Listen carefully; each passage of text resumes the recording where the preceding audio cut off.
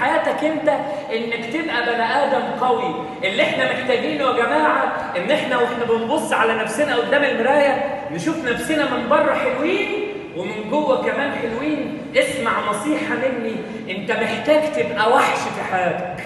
وحش.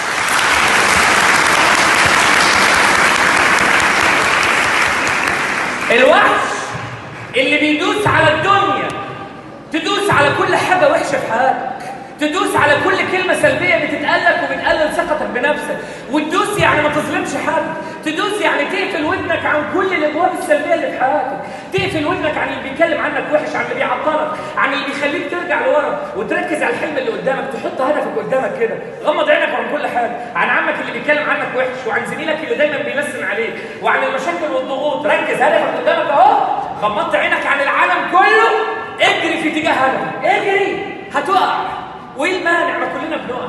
هتقع تاني وايه المانع؟ والله هتقوم. هتقع تالت، ما تقلقش، دي علامات انك هتوصل. بس لما توصل تحكي للعالم كله ان انت بني ادم كان عندك امل في وقت فيه غاب الامل من حواليك، وتفتخر بنفسك، تفتخر بكل مجهود بتبذله، تفتخر بكل يوم بتسهر فيه بالليل وانت تعبان عشان حلم، تفتخر وانت جاي المحاضره وناس سايبه المحاضره واقفه بره عشان انت مؤمن بمسؤوليه في رقبتك، تفتخر بكل نقطه عرق بتنزل منك وانت بتتعب وانت شغال. اللي احنا محتاجينه يا جماعه ان احنا نؤمن ان انت وطن نفسك وان احنا لازم نبقى اقوياء.